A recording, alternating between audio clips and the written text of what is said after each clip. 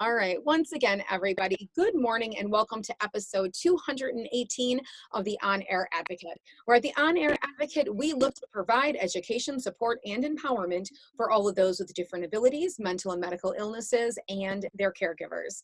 For those of you who may not know me, my name is Tammy Flynn, and I am the host and producer of the On Air Advocate. And I am super excited if you're here joining me and Chris early this morning, or whether you are catching this on the replay. Now, as always, if you think any of the content that we are talking about today could be relevant for anyone in your network or your circle, please hit the share button and share the love with others. Well, if you guys caught our kickoff on Friday, this month of August, we have kicked off a new series called COVID Conversations. And I have brought back one of our very special community members and guest, Chris. He is here today to share a little bit about his story, but then we're going to really dive into the challenges of 2020, how COVID has affected him, his community, etc. So, Chris, welcome back. Thank you, Tammy.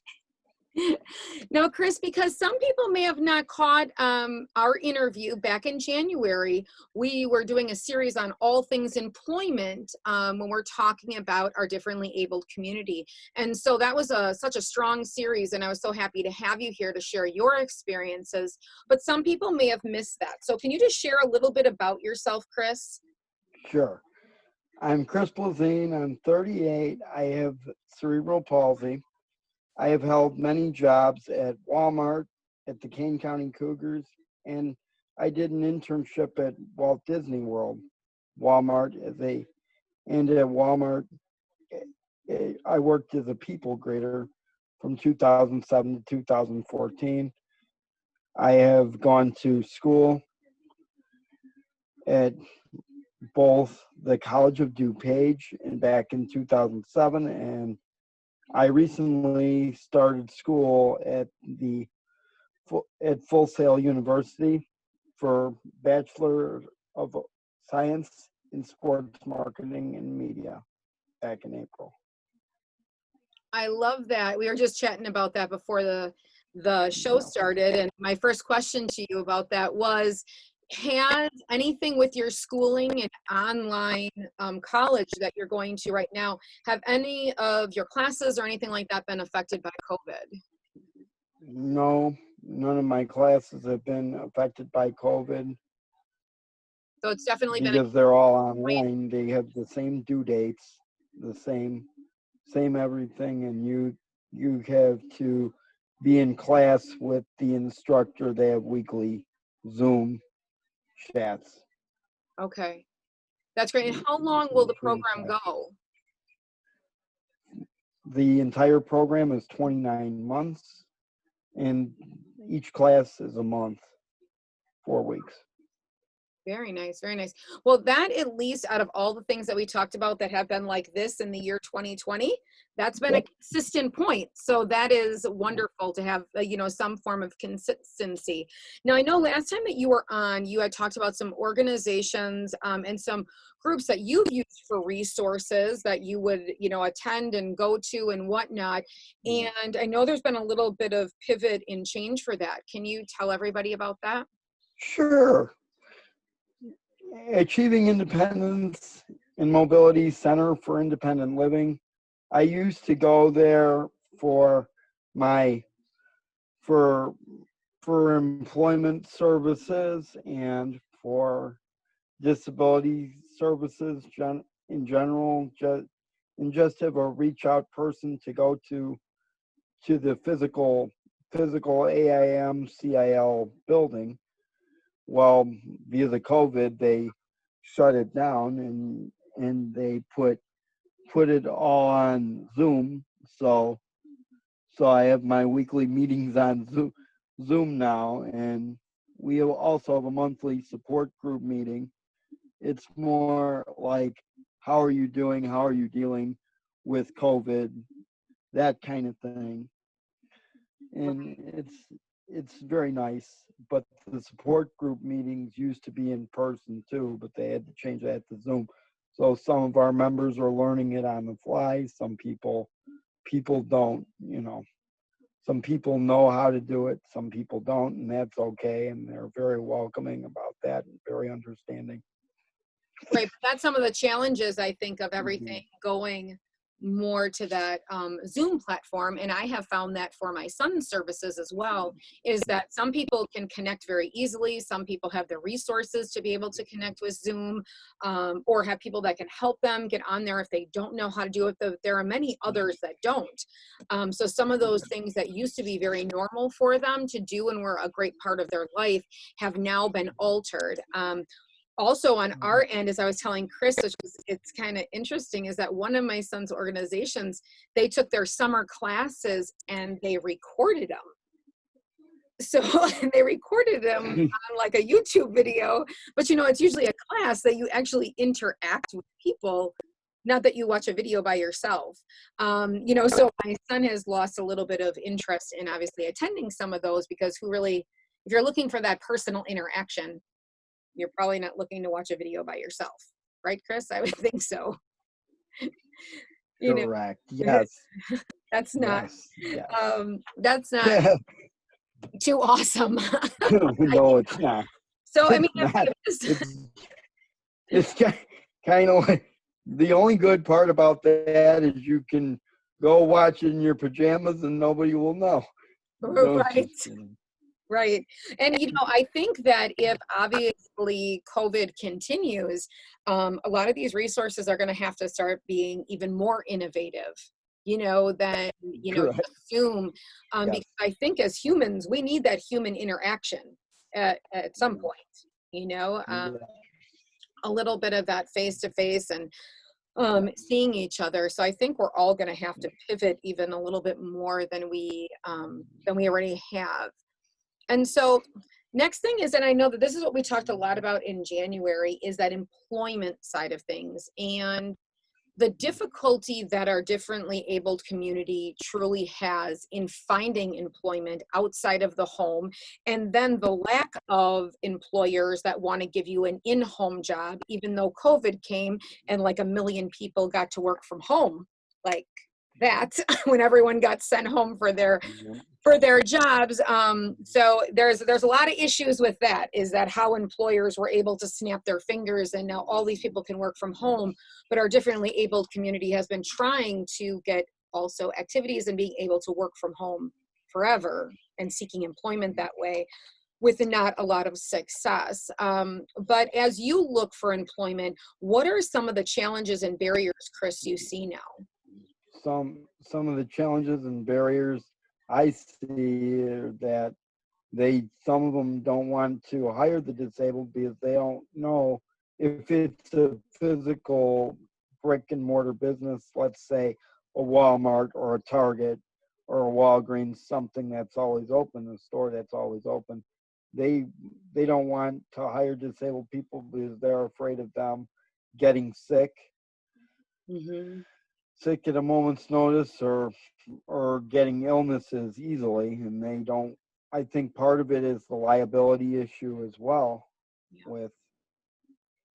And for that, I would say look at Amazon or big companies. They might be hiring work from home jobs that you can do on the computer, or that you can do remotely. Right. And the other thing you were chatting about with me is that businesses, even that are strong enough to make it through this pandemic without closing. Yep. Mm-hmm. That, I don't know. Have you seen a lot now, just so that people know, you reside in Chicago. And so have you seen a lot of businesses close? Yes, I've seen a lot of businesses close just in May and just this past week due to looting and other forms of violence. Mm-hmm. And they have to board up, sadly. They have to board up their businesses, and it's sad when people feel the need to steal property that doesn't belong to them.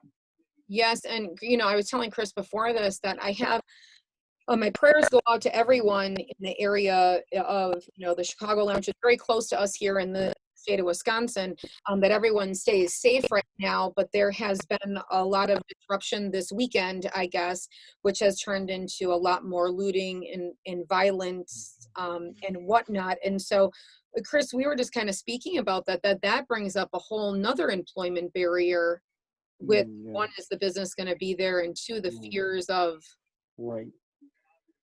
being hurt Yeah. on the job. My prayers go out to not only my city, but the whole country that is dealing with looting, rioting, Yes. any kind of violent acts of violence that are senseless, that don't need to be there, because it doesn't just hurt the differently abled community, it hurts everybody. That's right. That's right. So I hope that comes down, but that has put up a big barrier too. So between stores just closing because of the pandemic, stores closing because of looting, employers being a little bit more fearful of taking on those that are differently abled, fear to them getting sick and liability. The fact that all of their employees are working from home now, so the amount of jobs probably open for the differently able community to work from home are probably about this much, as we know from our last conversation. We had not much. And have you been at this point during the pandemic looking into or seeking outside employment, or right now, or do you just mainly focus on school? Yes, I have been seeking out ticket to work services through RAMP, which is Regional Accessibility Mobility Project. It's RAMP still. If you look it up, they have a Facebook page, and they also do ticket to work services remotely. So I go to meetings for that as well. And so did they seek out employment for you then? No, they send me job leads to different stores, and I have to go and apply at them, and it's totally me being independent, applying for the jobs I would like, and checking into various other opportunities on my own through Indeed or other sources. Okay. And how has that been successful at all during this pandemic? Have you gotten any calls back? I mean, where does that lie? I mean, obviously we know that it's usually not awesome, but not many calls back, no. But I keep trying. Right, and that's have you done any over the phone interviews? Yes, I have done one. And have you, which I know that I believe our guest that's going to be on tomorrow, me and her have talked about it when we did that employment series, that sometimes she finds that, like, when she actually gets on the phone with someone and then they find out a little bit more about the mobility challenges and things like that, it's like the interview is over before it ever started. Right, yeah. Have you found that as well? Yeah, but I try to get around my mobility challenges by seeing if I cannot mention them. I know it's a little bit, but you don't have to mention your mobility challenges to an employer ever. The ADA covers that. Right. But yeah, and she had spoke about a lot that she would do sometimes over the phone and then finally get in person. But then as soon as she got there and she saw them in person, then it was like game over, like that there wasn't. So there haven't been any of these ones. I know that you keep seeking and keep trying, and obviously going to school, that you have gone to school and tried so many different programs and stuff, which I just love about you, Chris, is that, you don't let anything get you down. You just keep on, moving, moving forward. But not, go on, Chris. Sorry about that. Just keep on learning something new every day. If I can leave your audience with one piece of advice, it's just keep on learning something new every day, and you never know what you will learn about yourself as well, and that's how you grow as a person. I love that. All right, I'm writing this down right now as you say it, Chris. So I can hear it. You need to make that into your own quote. Quotes by Chris. Yes. Yes, but I don't think one of your other one of your other community members might like that. Jessica might see it as competition. Oh no, I think that she would welcome. I think that, yeah, you guys could do. She could do a poetry book. You could do a quote book, and you guys could merge them together. Yeah. We could really. See, we could. Ideas. Well, I thank you, Chris, for coming here this morning and giving us your time and sharing with us today as to where things are as we continue these COVID conversations and as we move forward. You know, as you already said, you learn something new every day and you keep moving forward. And that's the main key thing with everything. But I pray for the safety of, you know, our whole world. But right now, for this week, we all need to be sending our prayers to the Chicagoland in Illinois to Correct. escalate things, hopefully. Unfortunately. So with that, I hope that you have a fabulous day, Chris. Thanks for being here again. And thanks for having me as a guest, Tammy. You're welcome. And thank you all for being here this morning at the On Air Advocate. If you want to know any more about the On Air Advocate resources, you can head on over to onairadvocate.com and you can find them all right there. And then if you would like to become a part of our private community, which Chris is in our community, you can head right up to the top of this Facebook page, hit the blue button, and that will let you into our community. So with that, everybody have a fabulous Monday and a fabulous week. Thanks so much. Bye-bye, everyone. You're welcome. Bye.